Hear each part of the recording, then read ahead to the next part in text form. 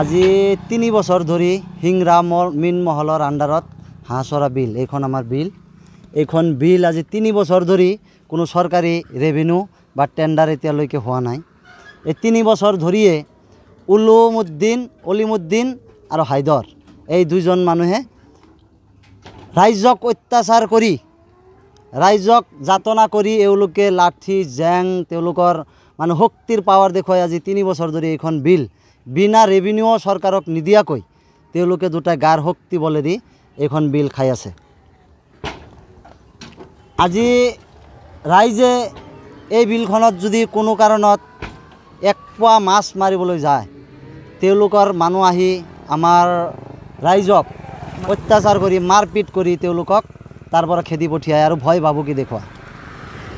এনেকুৱা পৰিৱেশ আজি 3 বছৰ ধৰি এই অলিমুদ্দিন আৰু হাইদৰে শক্তি প্ৰদৰ্শন কৰি এইখন বিল তেওঁলোকে খাই আছে আজি 3 বছৰ ধৰি।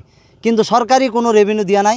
এতিয়ালৈকে AFDC গুৱাহাটীৰ পৰা কোনো ধৰণৰ এইটো চৰকাৰী হোৱা নাই, চৰকাৰীকৰণ হোৱা নাই।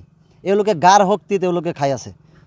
গতিকে আপোনালোকে ৰাইজকো সুধিব পাৰে যে এওঁলোকে গাৰ শক্তিত এইখন বিল খাই আছে। আৰু আজি পুৱাই 9টা বজাত মোৰ পৰা 3 লাখ টকা অলিমুদ্দিনে মোৰ পৰা ধাৰ হিচাপে লৈছিল আজি 3 বছৰ আগত। সেই সংক্ৰান্তত মই ইয়াতে আহিলোঁ, চকত আহিলোঁ, আমাৰ হাঁচৰা চকত। অহাৰ পাছত মই তেওঁক খুজিলোঁ যে মোৰ 3 লাখ টকা তুমি দিয়া, মোৰ পৰা ধাৰত নিছা।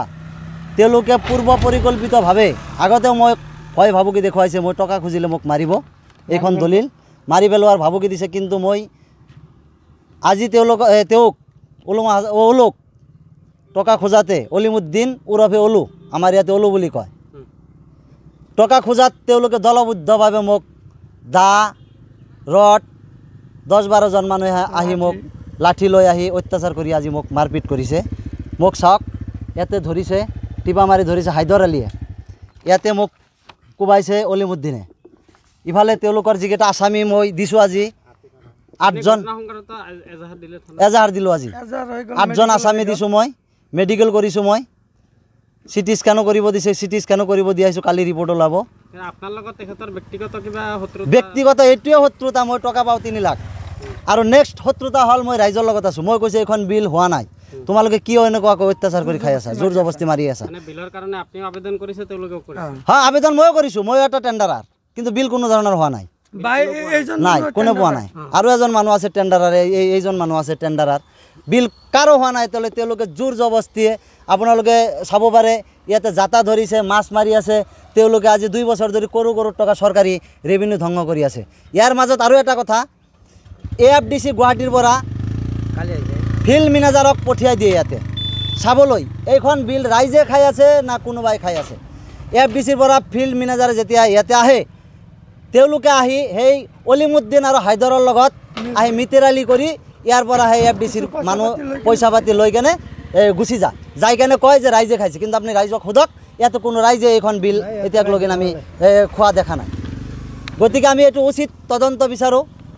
অসমৰ মুখ্যমন্ত্ৰী মহোদয়ক মই ক'ব বিচাৰোঁ, মোৰ পৰা ধাৰে নিয়া টকা খোজাতে মোক আজি মাৰপিট কৰিছে, এনেকুৱা অত্যাচাৰ কৰিছে, দলবদ্ধ আক্ৰমণ কৰিছে।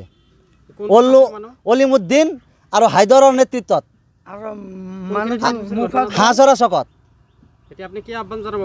এতিয়া প্ৰশাসনক মই আহ্বান জনাওঁ যে মই কাতৰ মিনতি কৰিছোঁ, আমাৰ এইখিনি ৰাইজক, হয়তো কোনো ৰাইজে মুখ খুলিব বিচৰা নাই, ভয় কৰে তেওঁলোকক। তেওঁলোকে ডকাইত প্ৰকৃতিৰ মানুহ।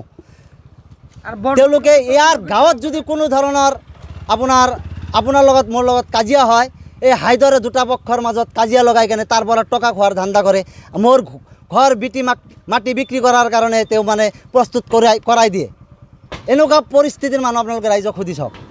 গতিকে মই প্ৰশাসনক এইটোৱে আহ্বান কৰোঁ, আপোনালোকে উচিত তদন্ত কৰি AFDCৰ যিবিলাক আমলা আছে, অফিচাৰ আছে, তেওঁলোকৰ ওপৰত আপোনালোকে তদন্ত কৰি এইখন বিল যে এতিয়ালৈকে হোৱা নাই, দুটা মানুহে যে এনেকুৱাকৈ অত্যাচাৰ কৰি ৰাইজক শোষণ কৰি আছে, এইটো বিষয়ে মই প্ৰশাসনক অনুৰোধ জনাওঁ, আপোনালোকে উচিত তদন্ত কৰি আমাক ৰাইজক এটা উচিত বিচাৰ দিয়ক।